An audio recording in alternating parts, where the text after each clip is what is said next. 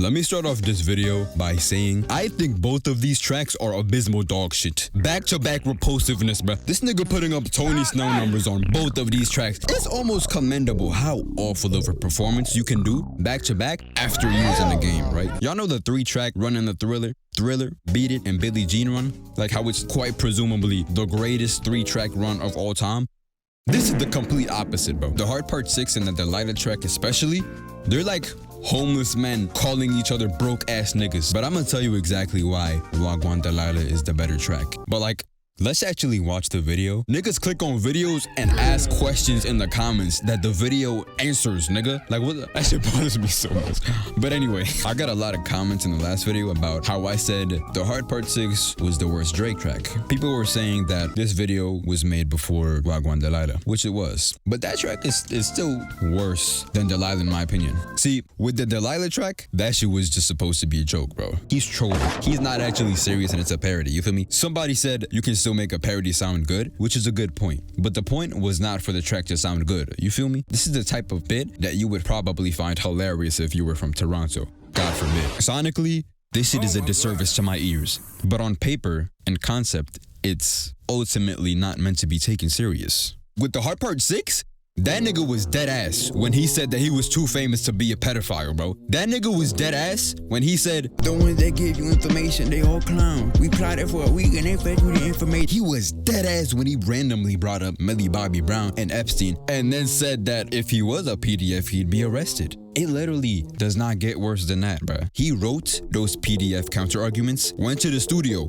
rapped them, walked out of the studio, and then looked himself in the mirror like, yeah, this'll get him. The fact that that track even exists now in the public just goes to show you that Kendrick was not lying when he said everybody in Drake's circle hate that nigga, bro. You don't just let your dog hop on a track and attempt career suicide like never seen before. For what both of these tracks were aiming to accomplish, only one of them failed groundbreakingly. Like if you look at both of these tracks on paper, boom. So you got one track where it's parodying a quote classic song, but simply presenting a new spin on it by using Toronto slang with humorous intents. The other one, he tried to defend his PDF allegations by saying that he was too famous to be one, and that if he were one, he'd be arrested. Then tried to accuse and mock Kendrick for being a victim of SA, which he said he was not. I can go on, bro. This is all in response to a track that has broken 4 of his previously held records. Fastest rap song to hit 100 mil streams, most streamed rap song in a day, most streamed rap song in a week, most streamed solo rap song in a day. All by calling him a pedo and colonizer, my nigga. This song literally transcended language barriers.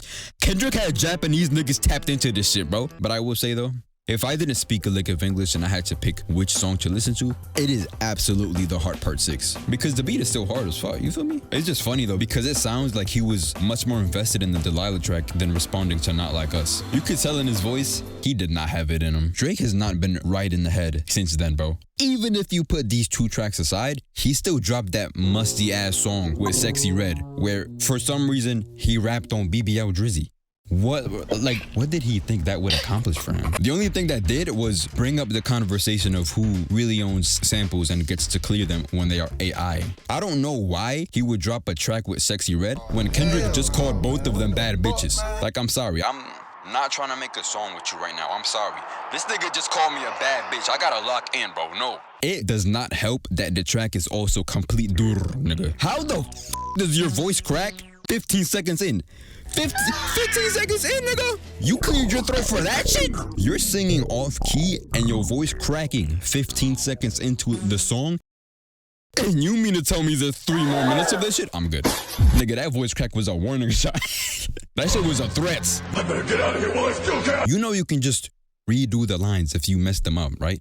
These tracks go through multiple revisions, through multiple people, producers, engineers, writers, label executives, promoters, and not a single one of them said, hey, maybe you should take that dedication that you have for this person you're rapping about and put that shit into some singing lessons. Or at the very least, was the voice crack for artistic expression? Or this is even more of a marvel when you realize if any other artist were to put out something like this, like the Hard Part 6, Gwan Delilah, and the Sexy Red track all in 1 month, that would have been literal career suicide. a career, bro. Them niggas would have thrown you in the Mount Massive Asylum for you to never be seen again. But ultimately, I think the Heart Part 6 is still the absolute worst just because of what it was trying to accomplish. Just a complete failure, bro. Like, I would have respected that shit way more if he got up on the mic and said, I'm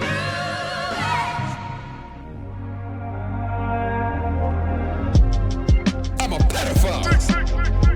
I hate women. But only because he actually admitted to it and didn't waste niggas' time with those fucking weak-ass lies, bro. The Delilah track is not much better, though, because at the end of the day, both of them shits was the 2-pack of ass. Dur, nigga, straight dur. To all of the people that suffered the trauma of hearing these tracks while they were still unreleased and decided on not putting a stop to this inexplicable madness before it would eventually reach my eardrums, count your days.